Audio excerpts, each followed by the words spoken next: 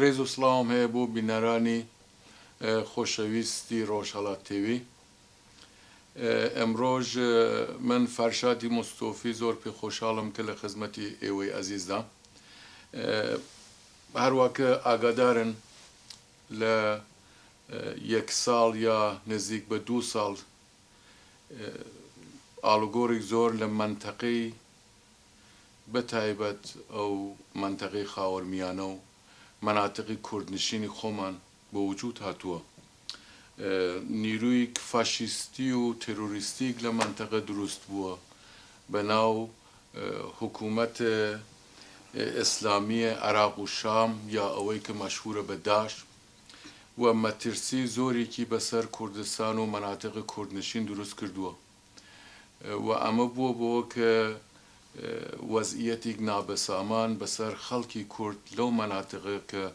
زۆرتر لەبەر هێرشی ئەم نیروی فاشیستی قەراریان گرتووە بۆ وجود بێ. و ئەمڕۆژ کورتە باسێکمان هەیە لەسەر ئەو وەزعیەتە و ئەو نابەسامانیە کە بۆ ئەو منتەقە دروست بووە. مێهمانێک خۆشەویستمان داوەت کردووە بۆ ئەم بەرنامەکە مدەتێک لەو مناتقە حضوری بووە. کاک هاواری مرادی یا دکتۆر هاواری مرادی خەڵکی ڕۆژهەڵاتی کوردستان لە منتەقەی کرماشان کە خۆی وەکو دکتۆرێک ئینسان دووست ڕۆشتووە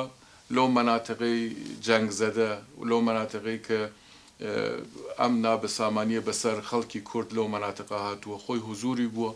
کۆمەکی کردووە و ئێستاش لە خزمەتی داین بووە کە زۆرتر تەسویرێک باشترمان بێت لە کەسی کە خۆی حضوری بووە، کەسی کە ڕۆشنبیرە و وەکو ئینسانێک لەو مناتقە حاضر بووە کە نیروی خۆی فەدا بکات لە خزمەتی ئەو خەڵکە و کۆمەک بکات. زۆر پێ خۆشحاڵم هاوڕێ دکتۆر، زۆر بەخێر بی وام بەرنامە. زۆر سپاس کە جوابی ئێمەدا و تەشریفت هێنا بۆ ئێرە. هەزەکەم زۆرتر خۆت معرفی بکەی، بناسنی بە بینەرانی ئەزیز کە بزانن جەنابەت باشتر لە هین قەرار بگرن. بەڵێ، من هەروەجێک وەتیت ناوم هاوار مرادی، دکتۆر یا لە اختصاص ڕەوان پزیشکی دێرم کارکەم. مدت تقریبا 2 مانگ لە جنوب کوردستان بووم لە شارێک و ناو زاخۆ و دهۆک و لە سلێمانی و قڵادەزەیچ کار کردم دووریە دکتۆر. 23 مانگ 8 بوو کە چیم و 12 مانگ 10 هاتمەوە ڕاسوئەد. بەڵێ، ئەو سەبەبێکە کە باعث بوو کە من بچمە ڵاوردائیە بووە کە فرە لە یەزیدیەکان لە منتەقەی شەنگال لە 3/8 وەختێک حکوومەتە ئیسلامی یا وەناو ئیس هەملە کرد، فرەتر لە 2,000 نەفەر لە یەزیدیەکان ئاوارە بوون، فریان هاتنە کوێ شەنگال کە ئیسەیچە فرەتر لە 10,000 نەفەر هانەوردا و باقییان و کۆمەک حزبە لە کوردی توانستن بانە منتەقەی جنوب کوردستان و ئیسە لە ناو کامپەل و فرە لە ناو هەیکەڵیە زندگیکەن. بەڵێ، ئێمە هەروەکە لە ماسمێدیا و ئەخبار و ئەم لە ئەولا دیتومانە و تەساویرێک مختلف و ئەخبارێک مختلفمان لەم لە بیستۆ بلەخەرە وەزعیەتێک زۆر نابەسامان و ئەسەفناک بەسەر ئەوانە ئازاڵە. هەروەکە باسەکەن 25,000 کچ و ژن بردوویانە ئەیان فرۆشن، مەعامەڵەیان پێکەن بەداخەوە. مناڵەکان زۆر تەساویرێک زۆر وەحشەتناک نیشاندرا لەو کێوگەر چەنگاڵە. مناڵ ئەمرێ قودرەتیان نییە دایک و باوکەکان مناڵەکان لە تەک خۆیان نابێرن. یا لەو ئاخرە و فیلمێک بوو ئەکسگەرێک بوو لە مناڵێک کە چاوی کوێر بوو و نەیانتوانی بوو باوکو داکیکەی بیان منتە خۆیانەکە بەداخۆ و زۆر تەساویری ئاوا خەڵک دیویانە ئەو شتێککە خۆت دیت لەو فاجعە لە بۆدی فاجعە لەو وەزئیەتە بەسەر ژنان بەسەر مناڵان چۆنت بینی وەز چۆنە ئێستا وەزیان چۆنە و چه کارگەرێکت لە دەست هاتکە بیکە یا چه کارێک لە بەرنامەتەکە ئەنجام بێ بڵێ یەکیش محەممە باز بکەیم ئێستا کە سێهشت وەختێک حکوومەت ئەسلامی یا ئیس تێت و ئەو منتەقەی شەنگال گرێت و ئاوایەکان چواردەورە شەنگال گرێ یان تێنە پێیان و یەزیدەکان وشن هیچ شتێکێکە کە من لێرەدا باز بکەم یە حەقیقەتگەلیکە کە لەو مدەتە 2 مانگە من لەوردا بیومەجووریە دکتۆر کار کردومە و مردمە فرێدیمە لە یەزیدەکان ئی حەقیقەتێلی کە باسکەم لێرەدا ئەو حەقیقەتێلیکە کە ئەڵا من وەتونەست وەختێک حکوومەتە ئەسلامی تێت و ئەو منتەقەیە لە گرێت و یەزیدیەکان وشن یا بای بوونە ئەسلام یا بایز لێرەدا دەربەچین یا کوشیمەتان متاسفانە فرە لە یەزیدەکان کوشیاونە ئەو ستاتستیکی کە من دێرم و ئەویچ کە UN وەدەست هاوردەست و لە ئینتەرنێت هەست فرەتر لە 5,000 پیاو کوشتونەست من چەند گلە لەو پیاوە لە دیومە کە وەختێک قەتل عام بیونە یەکێک لەو ئاوایەلی کە کەفرە لەلایەن کوشیا ئاوایی کوچووە کە من فرەتر لە 2 نەفەر دیمە کە نەجات پێوا کردنەست هەر مەیسێکە زەخمیین کە من جوورێک لە دکتۆر شەوانە چیمەس و ئەو مشکڵێکی کە داشتونە مداواکردن بەڵێ تیمار کردومە فرەتر لە 7,000 نەفەر یعنی ژن و دوێت و مناڵ لە ژێر ئەسیر کردیانەست فرەتر لە دوێتەکان و یە بەر لە دوێتلی چە دیمە کە واییونەست لە شوونی یەمان کە لە ژێر دەستە ئەشبیونە ئەو چ شتێکە کە باسکەن ئیجورە بیوەست کە وەختێک حکوومەت ئیسلامی هاتووە ئاوایەکان گردووە پیاوەکان جیا کردێسوە لە ژن و دوێت و مناڵ پیاوەکان وە گورووە لە 10 تا 20 نەفەر بردووە و قەتڵ ئام کردووە دوێتەکانیش فریان بردونە سەرڕ مووسڵ ڕ ئاواییە لە جورا و جوور لەوردا 5 یا 6 دوێت لە ناوی ئۆتاقدا ناغنە و هاتنەس یانە ئەسلەن جوورە پروستیتیوت لیان استفادە کردنە یا ئەوەی کە خۆیان ێژن جەهادل نکاح ئافرین ئەو ئی باسێلێکە ئی دوێتکە ئی باسێلەکەن باسکەن تا مناڵ دوێتە 4 ساڵ یانە ئی کارە لەوە سەری هاوردنەست داستانەکان فرە وەحشەتناکە و یە شکل وەحشەتناکە کیمە لە دنیای زندگی کەی من کە ئایم فکرکێک کە ئەنسانیەت هاتیەست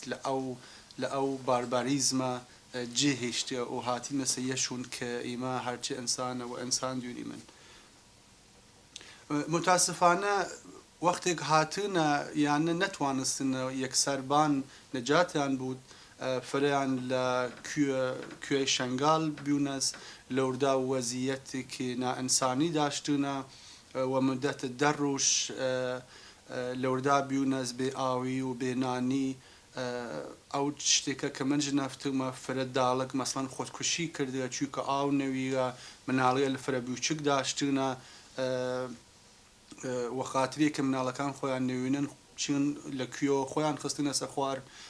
فرە مناڵە بیوچک مردووە خاتر دیهایدرێشن یایی کە مەسڵەن ئاو نەوت کە بخۆن فرە پیاوە پیر و ژنە پیر فرە ئەو ئەنسانێلیکە کە مەوەقن هیچونە سانە جیوە چووکە نەتوانستنیان بۆنیانە سەر کوێ شەنگال کە لەوردا نەجات پێیا بکەن ئەو وەزیەتی کە یانی ئەو لە خڵاڵە ئەو 10 ڕۆژە فرە کەسە لیان مردووە بەر ئەسەر ئی وەزیەتە بێ ئاوی بێنانی بێ دەرمانی ویسەیچە کە هاتنە سەر جنوب کوردستان متأسفانە درستە لە یەک دنیای ئەمنا زندگیکەن بەس هەرما زندگیان فرە سەختە چووکە ئەو کۆمەکەلێکە بایزەوە پیان بکریاتە لەلایەن حکوومەت کوردستان و یا حکوومەت عراق کە ئەوان ئەسڵەن مەسئولەتی خۆیان ئەحساس مەسئولەتی نەکردن حکوومەت عراق واقعەن فرە کۆمەکەکان لەلایەن حکوومەت کوردستان و کریاز و ئەو سازمانگەلی کە جووری UN و یونسف و سازمانگەلتر ئەو کۆمەکێکە بای بکردان نەکردنە وەختە من باس یەکەم ئەوە سەکیمە توانی من ئیسا و شێوەیەکی مستەقیم لە فرە لە شوونگە لە مختلف لە فەیسبوک لە یوتیوب لە ئینتەرنێت بینیم کە وەزیەتیان هەرمان خراوە ئەو دومانێکە کە من لەوردا بیمە فرە لە یەزیدیەکان لە هایکەلێک زندگی کردن کە نە دەرداشت نە پەنجەرە داشت لە باز نەیاشتن فرە مناڵ بی و کە شیر نەیاشتن بخۆن ئەو مشکلەیەکە کە پێش هاتووی وەختێک حکوومەت ئیسلامی هاتوون فرە لە خانوادەکان یەکسەر واییون یعنی هیچ وەختێک نەیاشتون کە هیچ وەڵخوان ئەبارن ئەوانەیە کە ماشین داشتون فرە خاستر بی و ماشین واییون فرە لە یەزیدیەکان کە وایینە ئەسڵەن ئەو لە باسێلیکە لە تاوسان ئەو شەوە لە وەریان بیوە هەرو ئەوانە وایینە ئیسا یە باعث بیو کە بەرئەسەر بێئاوی لە جنوب کوردستان و بێ لەباسی و بدونێکە شامپوو بوود یە بڕ مشکلت خۆی دروست کرد وەختێک من لەوەردا بیمە مناڵەکان بخصوص فرە مشکلە زەکچیین داشتن چونکە ئاوەکە تەمیز نەوی فرە مشکلە لە ئینفکخون هات ئەلتهابە لە پووسی هات چونکە ئاو کەم شامپوو نەوی بەهداشتی ئی مشکلە لە هات فرە لە ئەوانەیە کە نەخۆشیەلێکی کرۆنیکی داشتن جۆرە زەخت خوون یا نەخۆشی دیابێتس یانە دەرمانە هاشتن بخۆن یانە چی یە مشکلاتی تر دروست کرد ئیسێکە کە زمسان هاتیەدی خۆت فکر بکە کە مەسڵەن چجور توانن زندگی بکەن ئەو چادرێکە کە هانە ناوێ چادرەکان متاسفانە گشتی هەرزان لە ئێران سنیاوە لە تورکیە سنیاوە چادرگەلیکە کە ئەڵا یەکە کتورەتە زندگی بکەیت نییە مەسڵەن تاییسە هەفت مناڵ مردووە ئەسەر ئەوە کە زقۆم بیوی لە ناو چادرەکە ئاگر کردوونوە و ئاگر گرتوون خەفەگی ئافرین ئەویش لە کامپ خانکی بوو کە لە لای دهوک ئیسێکە ئەی خەوەرێکە کە بزانم ئاخرین خەوەری سە بڵ لە کامپەکان دروست بیوە بەس متاسفانەوە خاتریەکی یەک لە جەنگ هەست و حکوومەت هەرێمی فرە لە دکتۆرەکانی مەشغوڵە ئەو پێشمەرگەلێکە کە زەخمی بوون ئەی یەزیدەکان بدون دکتۆر مانەسوە خۆم لە یەک کامپە کار کردم و ناو باجەت کەنداڵ کە فرەتر لە 17,000 یەزیدی بوو کیمە دوک لە دکتۆر بی من ئەسڵەن ئەڕاهیە دکتۆر ئی کارە متاسفانە غێرقانونیە چونکە تو ناتوانیت ئەو ئەحساس یان ئەو مەسئولیەتی بگریتە خۆت 17,000 نەفەر چی توانەوە دو دکتۆر تیمار بوود یا یەکە کیمە هیچ ئەو ئەسپاوەلێکە کە ئەتیاژیری مۆخاتریە نەخۆشیەکان دیاگنۆسرا بکەی من هیچ شتێک لەوانە نەوی نزیکترین مستەشفەی کە بوو ئەویش مستەشفە زاخۆ بوو تقریبا نیم ساعت لەوەرداوە دوور بوو متاسفانە هەوە خاتر جەنگ ئەمبولانس کەم داشتی من یەزیدەکان خۆیان پول نەیاشتن ئەو نەخۆشیەکە کفرە زەروری بوو ئەمبولانسەکان بردیان ئەیە نەخۆشی بوو کە ئەتیاجوە ئەوە تەداوی داشت کە باعث بچاتان نەچین چووکە گران ئەمکانات نەبوو بەڵێ مشکلەی بێئاوی دێرن مشکلەیەوەکە کە لە باز نێرن وەندازەی کافی ئیسە سەرماس مشکلەی خواردن دێرن وەخاترەوە داڵکەکان کە ئەندازە کافی ناخۆن ناتوانن شیر تەولید بکەن مشکل ئەمەناڵەکانیان دروستکەیت ڕاستەکەی تەسویرە کە جەنابەت ئەدەی لە وەزیەتەکە لە تەک ئەو شتانە کە ئێمە دیومانە واقعیە بەڵە خۆ کوردستان ئێستا لە وەزعیەتێک زۆر وەخیمدایە بەڵێ هێرشی زۆر گوستەردە لەلایەن جریانی فاشیستی و تروریستی بەم ئابعادە کوشتن و بەڕێن و سەربەڕین و جنایەت کە ڕاستەکەی دۆرانی بربەریەتی جاهلیەتی بەشەر ئەخاتە دەرەوە دووبارە لە جەریاندایە و حکوومەتی هەرەمی کوردستانیش بە ئەمکاناتێک زۆر کەم دیارە ئامادە نەبوون دیارە ئەم بۆ وسعەتە کەس بیری لی ناکرد و یەکسرە تەنیا ئاوارەکانی شەنگاڵ نین منتەقەی جەلۆلا منتەقەی عێراق زۆر خەڵکاتون و شاید لە وڵاتێک ئاوا چکۆڵە کە خۆیشی وەکو وڵات نییە دەوڵەت نییە نزیک بە 300-400 هزار ئاوارەی بەسەر هاتووە و بەخێوکردنی ئەمانە ساماندانیان دروستکردنی وەزعیەت ئاسان نییە ڕاستەکەی ئەمە باسی واقعیە ولی ئەوەی کە تۆ دیت چه کارێک ئەکردگی بکەیت چه ڕاهنمودی کە تێ بوو باشترکردنی بۆ کە ئەو خەڵکەوە ئێستا چاوی لە جنابتە و گوێی لێکە ئەم بەحساکەی چه ڕاهنمودی کە تەیە کە ئەمان ئەتوانن کومەکەن چۆن ئەتوانن کومەکەن ئەمە باسی کە هەزەکەم ڕێزێک لەسەری بچین باسیکتر ئەوەی کە من بیستومە بەلەخەرە ئەو بۆدە جنایەتەوە لە شەنگاڵ کرا بە تایبەت شەنگاڵ شناساندنی ئەم جنایەتە بە وڵات بە UN بە دنیای دەرەوە وەکو جەنۆسایدێک بیستومە کە لەم زەمینەش خەریکی کارەکەیت و زەحمەتت کێشاوە ئەمەشم ئەگەر هەیە لەناو قسەکانە تەوزیح دەبێزە بەڵێ مهمترین چشتەڵا من ئەوە بیوەست کە واقعان مەسڵەن لە فکرکەم لە سوود لە تەلەڤیزیۆن لە مەجەلە لە تەلەڤیزیۆن لە کوردی بیومە کە هیچ شتە باس کردمە و هەدەف میج ئەوە بیوەست کە ئیمە ئی وەختە هاتەیە کە جۆرە کورد بایز گشتمان هەڵبلسی من و کومەک یەزیدیەکان بکەی من فرەتر لە 1.5 ملیۆن ئاوارە هاتێسە جنوب کوردستان 200 هزار یەزیدیان ئەو دوای مەسڵەن عەرەب هاتە لە قسمەتێک مختلف لە سووریەوە هاتنس هانە جنوب کوردستان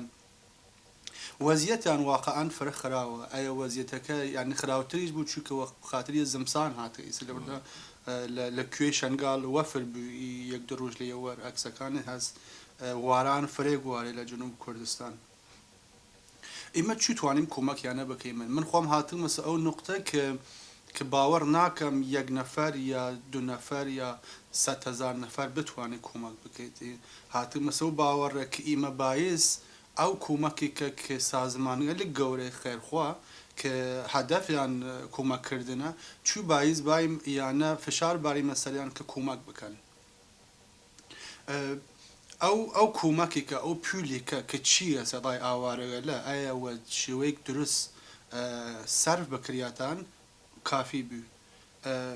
فکرکەم UN خۆی باسکەن کەیشن فرەتر لە 500 ملیۆن دلار دریاوە سەر پێ ڕای ئاوارەوە لە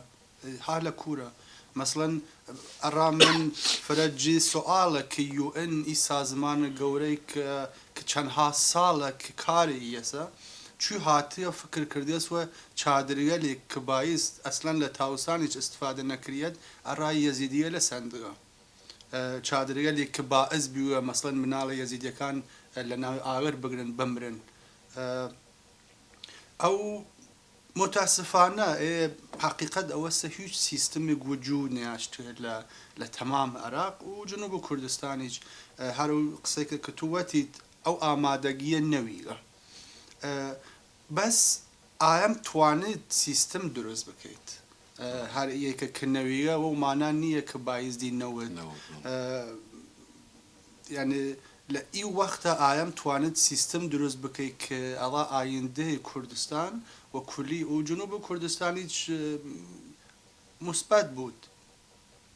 من ئەو فکرەکەم کە ئیمە بخصوص جوانەکان کورد کە ئەکتیڤن لەسەر ئی مشکلی ئاوارەکان باعث با یەک بگری من کە لە وڵات سوود لە وڵات نەروژ و جورە لە وڵاتی ئەسکاندیناڤی و تەمام دنیا باعث کومیتەکە لە گەورە دروست بوو کە ئی پول و لەباس و هەرچی کومەکە کە جەم بوو و یە شێوەیەکی دروست ئۆرگانیزرا بکرێت کە بگەیتە دەست ئاوارەکان. متەئەسفانە فرە لەو شتێلی کە جەم بوو دەست ئاوارەکان ناگەیت. هي نتیجەکەی دوونی من کە ئاوارەکان وەزیەتان خراوترە ئیسە تا 3 مانگ لە یەوەر. یەک شت فرە مهمە وەختی من وەلیە بەر لە یەزیدیەکانە قسە کردم وەت ئیسە وەزیەتمان خاسرە تا یەکی لە شەنگال بیمنە. یعنی دوونیت وەختە تو تماشاکەیت ئەو وەزیەتێکە کە لە شەنگال بوونە وەرلەیە کە حکوومەت ئەسلامی بای و دەریان بکەی لە ماڵ خۆیان خراوتر بیوە تا ئی وەزیەتێکانە کە ئیسە هەست. یەک شتەی مە نیشاندێ کە یەزیدیەکان زوڵمە لیان کریاوە و ئەلەتیە کە یەزیدیەن و ئەلەتیەکە کە شاید حکوومەت عێراق جۆر کورد بوونیتە یانە زوڵمە لیان کریاوە یانە مشکڵی خۆی دروست کردەوە. من ئەو شتێکە وەلیا کارکەم ئیسە یەکە کە لە نروژ بیومە و لە ڕئیس سەلیب سۆرخ کە لە تەمام دنیا لە ئۆسلۆ وەلیانە دانیشتومە ئی باسرە لای کردمە کە وەزیەتەکەەوەی جوورەسە یان توان کومەک بکەن باعث خۆیان بچن ئەو سەرمایەکە جەمکەن لە کشوەریە لە ئەوروپایی خۆیان بچن لەوردا سەرفێ بکەن. ئیمە ناتوانی من پول بێ من بدونیە کە بیوشیم نەتیجەکەی هالەکوورە چونکە متاسفانە کارەکان دروست ناکرێت لە ئی مەرحەلەیە لە ئی وەزعە یە بەر ئینسان هاتنە کە سوء استفادە ئەکەن لەی مۆزووە. متاسفانە ببەخشە من قسەکە لێرە قەتەکەم متاسفانە لە هەموو دنیا ئێمەش تافتەی جودا بافتە بە قۆڵی فارسی نین ئەنسانگەرێک هەن کە لە مۆقعیەتها سوء استفادە ئەکەن هەر چەند وەخت پیشیش مەسەڵەن تۆ خەریکی شەڕی گەورە لەگەڵ ڕژیمێک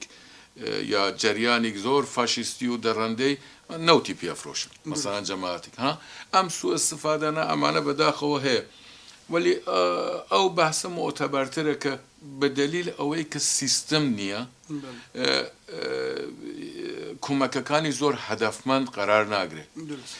لەم زەمینە چه ئیقدامی کرد کە بکرگێ هەدەفمەندتری بکەیت بۆ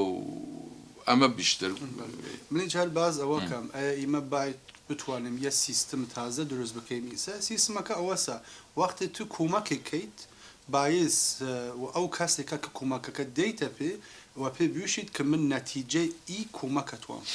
یە خۆی یە سیستمە یە سیستم ئەنسانیە یە سیستمە دنیاییە مەسڵەن ئیمە لە سوود بوشیم کە هایمەتەیە هیچ شتێک بدون پرۆژە دروست ناکرێت و هیچ پولێک یا کومەکێک بدون یەکە یە نەتیجە دەلیت وەربگرن نایەنێ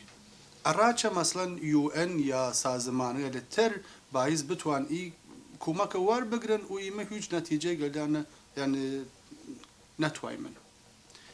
ئەوەی یەکشتە دروستە قسەکەت لە تەمامە دنیای وجود دێری من 2010 لە ڕواندا بیم لۆردای چەهار جور دکتۆر کار کردم لە یەک لە بیمارستان مەسڵەن دیم ئەو لە باسێلی کە لێردا ئەڕا فەقیر جەم بود لەوردا وە پول فرۆشتنێ فەقیرەکان ئی مشکلە دنیاییە بەس من ئیسەیکەکی مشکلە هەز لە جنوب کوردستان توانمەوە باز بکەم کە ئیمە توانیم درستی بکەیمە متاسفانە و ئەلەت وسبب ئەوەی کە مەسڵەن کورد هیچ وەخت ئەو فەزا ئەو ئەتۆمسفێر ئازادە نێشتە کە حناز بکیشێت یە سیستم دروست کردیە کە ئەو ئەقەلیەتێلی کە لە ناو کوردستان هەست ئەوانیش نەتوانن و یە شوێ ئازاد نەفەس بکیشن و یە شوێ ئازاد بتوانن زندگی خۆیان بۆ نەڕێوە هەروجێ کە باز کردم یەزیدەکان وشن ئیمە لە شەنگال و لە جەنگ شروع بوو وەزیەتمان خراوتر بیوە خۆمیش وەختی لەوردا بووم یە بڕ چژدیم کە ڕامن قابل تەوەجە بوو کە مەسڵەن هەرما یەک لە زەهنیەت هەست یە فکر هەست کە یەزیدیەکان وەخاتری یە مەزهەبتر دێرن جور ئینسانگەلێکی کەسیف تماشایان کردێت جور شەیتان پەرست تماشایان کردێت یە ڕامن قابل تەوەجە بووی چشتە من یعنی خۆم خۆکێرات بووم یعنی شوک ئەڵام هات کەیمە چوی توانی من و ئینسانگەلێکی ئی هەموو بەدبەختیەوە سەریان هاتووە ئی فکرە لە یەک لە جامە ئەوە جوو داشتوت بەس خو ئەو چشتی چە باعث بیوشم ئەیە مردمە کوردستان نەوێتات ئەیە ماڵ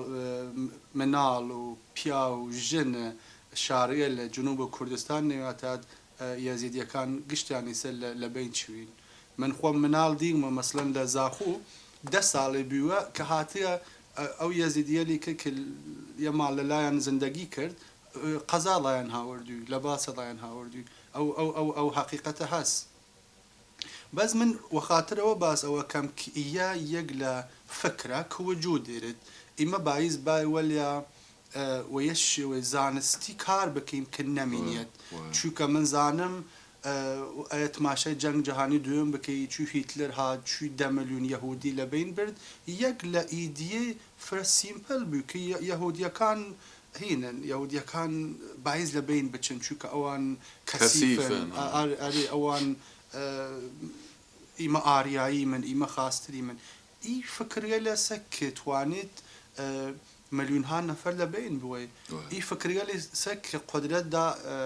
حکوومەت ئەسلامی یا ئیس کە باید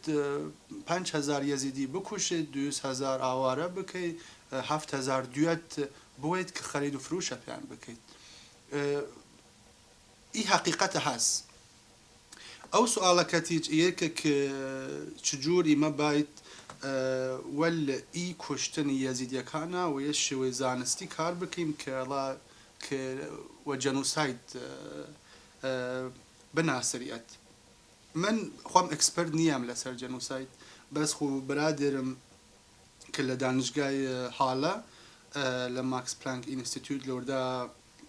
ئوستادە دانشگاز کە دکتراکەی لەسەر جەنوساید بیوە لەسەر فرە لەسەر ئەنفال کار کردووە حەلەبجە وەختێک من لەوردا بیومە ئی فکرە ڕامان هات کە ئیمە هەردێکمان توانین وەلیەکە کار بکەین من جوریە دکتۆر ئەو جوریەک لە بەحسکار یا ڕسەرچەر کە ئیمە بای مەدرەک جەم بکەی من کە بتوانیم لە ئایندە کە ئیسەسە و دنیا بناسریم کە یەک لە جەنوساید بیوە یە کار پێچیدەیکە کار سادەیەک نییە زمانیشێوێ درستە لە مدەتە 10 ڕۆژ کە ئەو توانست فازڵ مرادی لەوردا بووتە ئیمە فرە کەسدی من کە لە قەتڵ ئام نجات پێیا کردو فرە لە دیۆتەکان دی من کە لە شوونی یەک مانگ 4-5 هەفتە واییوین یانە ئیمە باس وەلیانە کردیم ئینتەرویو وەلیانە کردیم فرە مناڵ دی من کە زەخمی بیوی لە ژێر داعش یا حکوومەت ئەسلامی بیوی ئیمە ئی مەدرەکە لە گشتی جەم کردی من بە عەکس و بە عەکس بە فیلم بە نووسان ئیمە هاتی من 21 مانگ لە ئامستردام لە ناو Institution for War, Holocaust and Genocide فازڵ توانست وە لە 2 نەفەرترە یەک لە سیمینار دروست بکەیت کە یەکی کە لیان وەت یە ئەوەڵین جارە کە یە سیمینار لەسەر جەنوساید لە خاوەرمەیانە دروست بوو یە فرە مهمە ئی کارە ئیسە شروع کردووە و فازڵ خۆی وەل ئی کارە ئەدامە دێرێت یەزیدیەکانی ئەوەڵین جار نییە کە کوشیان بەڵە خۆیان ێژن 7 فەرمان ها 74 فەرمان 74 فەرمان یعنی ئیە و 74مین فەرمان داناونە قەتڵ ئامیە ئەرێ مردم کوشی و ئەوە نەسل کوشی و ئەلەت ئەوە کە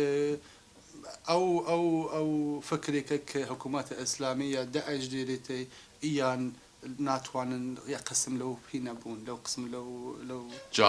لەو جامعە لەو دنیا بوون بەداخەوە بەڵێ بەڵێ من وەختی ئەخبارم تاقیب کرد بەحسکەری کەم دی کە حکوومەتی هەرەمی کوردستان مەترەیەکە لە ئەخبار لەم لەولانە کە ئەوانیش سەرسەختانە تەلاشەکەن بۆ ناساندنی ئەم فاجعە وەکو جەنۆسایدی وەکو نەسڵکوشیک لە دنیای مدرن ئەکرگی لەگەڵ ئەم کارێش کە ئێوەکەن تەماسێکتان ببێ لەگەڵ ئەوان و هاوکاری نزیک بۆ کە بەهرەمانتر بێ بۆ کە ئەمکاناتی فرەتر بێ بکرگێ کار بکەی لەم نەزەرە لەم رابطە پێم خراپ نییە ئەمە هەست لەورداوی شێن شروع کردنە بەس من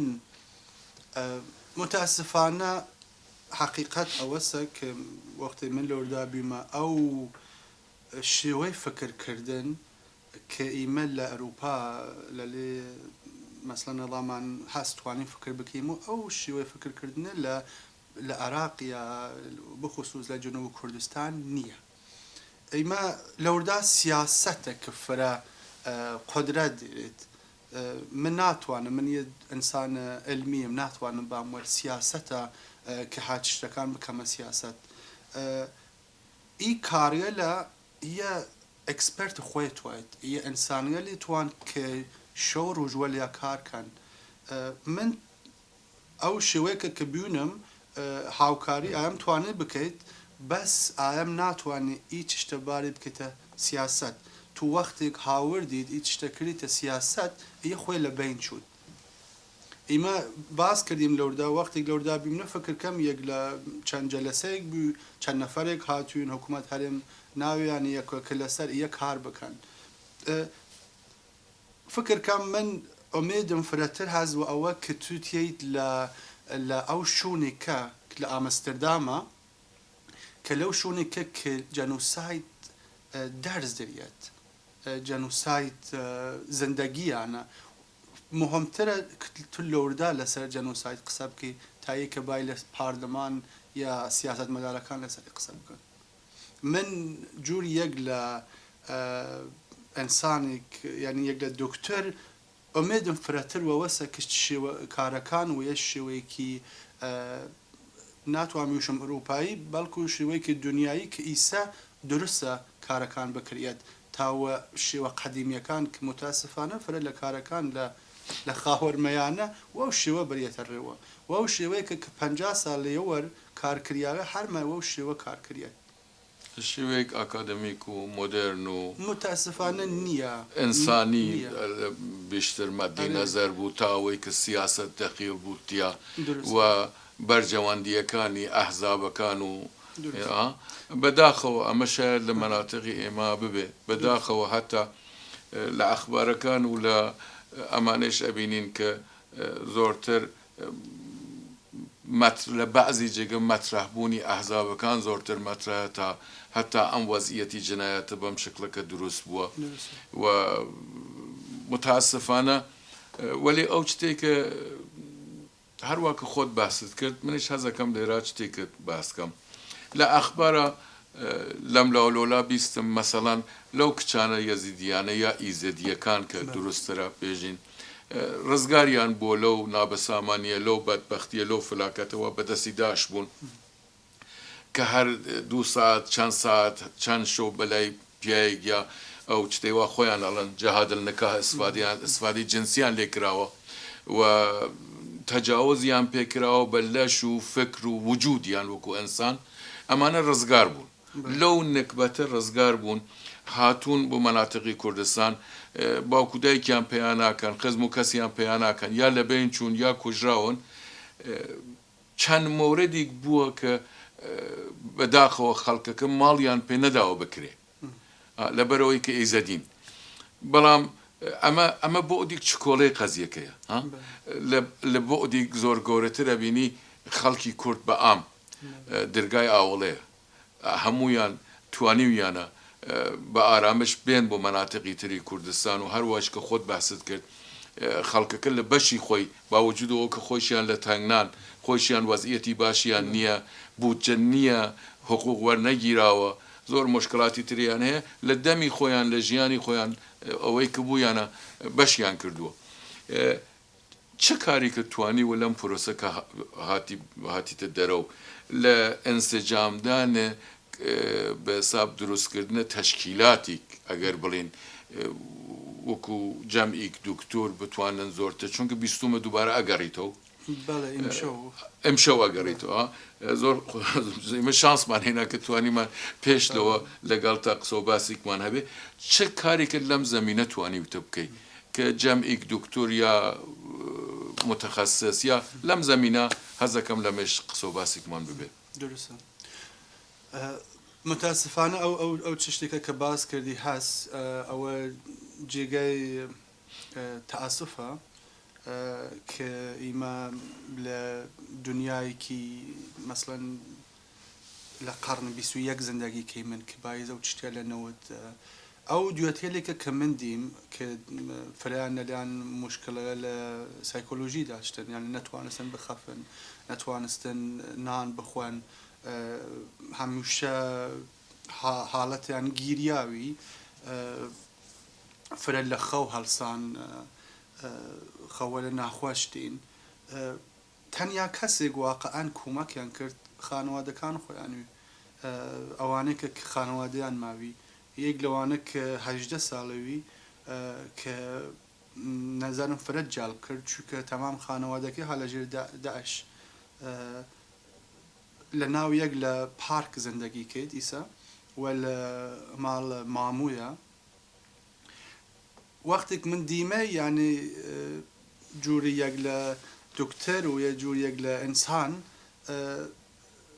نەزانستم چە بکەم یعنی ئەو وەزیەتەکەی ئەسڵەن ئەوەنە تەئەسفبار بوو یعنی ئینسانی بوو ئیدوێتە مەسڵەن یەمانگ لەژێر لەژێر دەسەڵات دەعشا بیوی فرە کاریە لەنا ئینسانی وە سەری هاوردوون خەری دەفرۆشە پێ کردوون و ئیسا ئازاد بیوەز کە هیچ کۆمەکێ پێ ناکرێت ئەیە لە ئەوروپا بیوادە ئەودوێتە حەدە ئەقەڵ 3-4 دکتۆر خەریکی بیون شەو ڕۆژ ئەوانەیە کە ئەکسپەرتن وەلیا کار کردن کە ئی داستانیە لە وەربگرن کە ڕا جەنوسایت توانێت ئایم ئستفادە لە لێ بکەیت بەس ئەو هەر مثال زیندوی کە ئەو یەک لە